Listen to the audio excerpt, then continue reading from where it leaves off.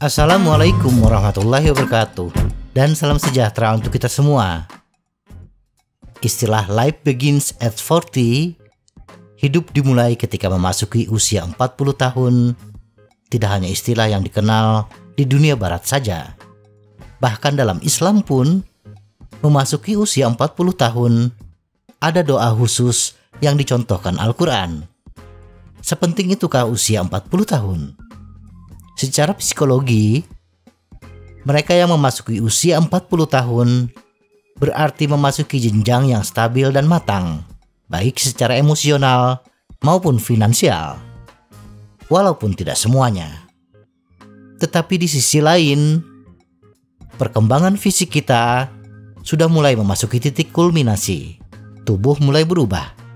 Secara genetik, kita mencapai puncak kekuatan fisik ketika memasuki usia 15 hingga 35 tahun.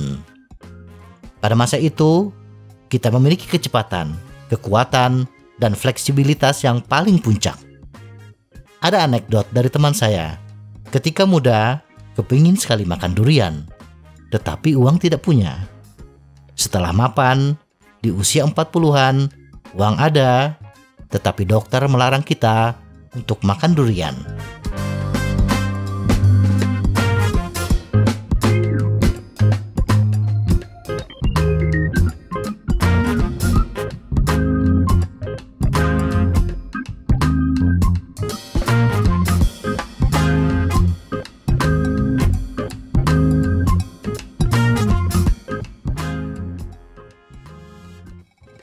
Perubahan tubuh di usia 40 tahun. Dari segi fisik, pesepeda yang sudah memasuki usia 40 tahun, testosteron, kepadatan tulang, dan massa otot sudah memulai fase penurunan. Penurunan testosteron akan mempengaruhi kekuatan otot, produksi sel darah merah, dan penumpukan lemak. Demikian juga hormon pertumbuhan manusia yang mendukung perkembangan massa otot dan kapasitas aerobik cenderung mengalami penurunan, kurang lebih 3 hingga 8% per dekade. Bahkan bagi pesepeda wanita akan mengalami gejala perimenopause akibat berkurangnya estrogen. Dari kondisi fisik ini, walaupun secara emosional bisa dikatakan stabil dan matang, tetapi kita kemungkinan akan mengalami kehilangan motivasi, gangguan tidur, dan stres. Dan semua ini akan berdampak pada kinerja dan bisa menimbulkan cedera ringan. Perubahan tubuh di usia 50 tahun. 10 tahun kemudian, ketika kita memasuki usia emas, 50 tahun ke atas, penurunan testosteron, mineral tulang, dan massa otot akan semakin cepat. Dan bagi pesepeda wanita, usia 50 tahun ini sudah mulai memasuki masa menopause, yang berakibat penurunan estrogen secara tajam, yang berdampak pada kekuatan otot dan pengeroposan tulang. Baik pria maupun wanita akan terjadi penurunan kekuatan sekitar 30% pada periode usia 50 hingga 70 tahun. Kehilangan mineral tulang yang semakin cepat menyebabkan pesepeda kemungkinan mengalami kondisi osteopenik atau pendahulu osteoporosis. Di samping itu, berkurangnya massa otot yang cepat membuat kita akan merasakan tubuh sudah mulai tidak lentur lagi. Kita kehilangan fleksibilitas tubuh. Tidak hanya kelunturan tubuh.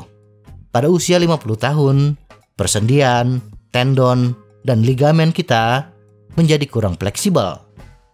Cakram tulang belakang mengalami dehidrasi, sehingga menjadi kurang lengket dan empuk.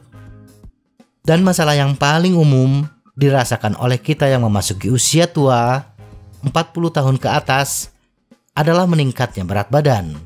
Kadar glukosa puasa kita naik, yang akan menurunkan efisiensi metabolisme glukosa. Apa yang harus dilakukan? Untuk menangkal penurunan massa otot dan kepadatan tulang yang terkait dengan bertambahnya usia kita, pesepeda di atas 40 tahun harus menambahkan latihan ketahanan. Latihan ketahanan adalah latihan yang meningkatkan kekuatan otot dengan membuat otot kita bekerja melawan beban atau gaya. Kita bisa bersepeda di tanjakan atau latihan angkat beban. Latihan ketahanan atau resistance training lebih fokus pada pemanfaatan sistem anaerobik, lebih menguras glikogen tubuh yang berlawanan dengan latihan daya tahan atau endurance training yang lebih fokus untuk meningkatkan sistem aerobik tubuh. Lebih fokus pada pemanfaatan glukosa darah sebagai sumber energi. Dampak dari latihan ketahanan ini menyebabkan tubuh akan memproduksi lebih banyak otot dan mineral tulang. Latihan ketahanan juga akan meningkatkan produksi testosteron tubuh.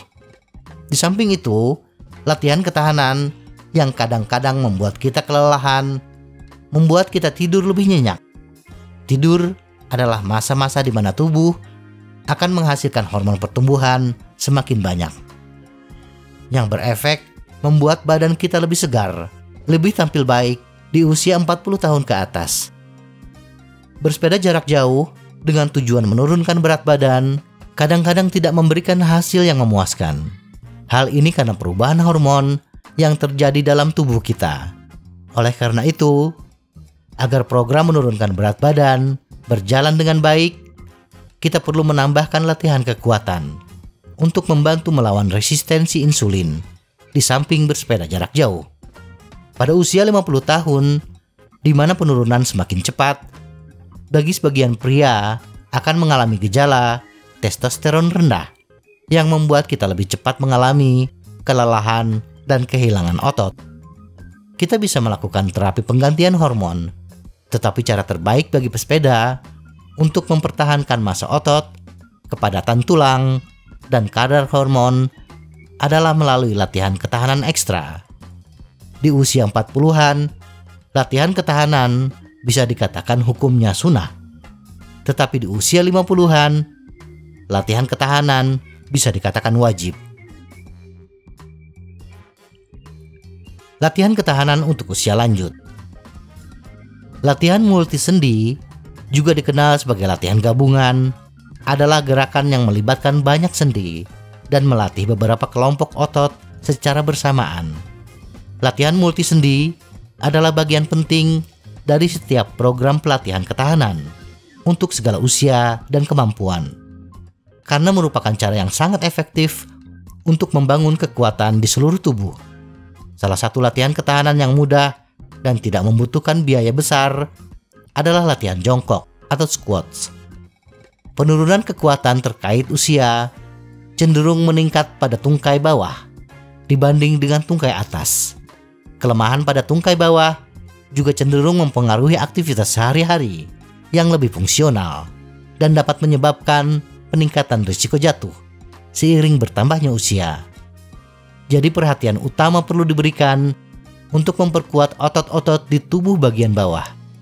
Squat adalah latihan tungkai bawah yang sangat direkomendasikan untuk semua orang.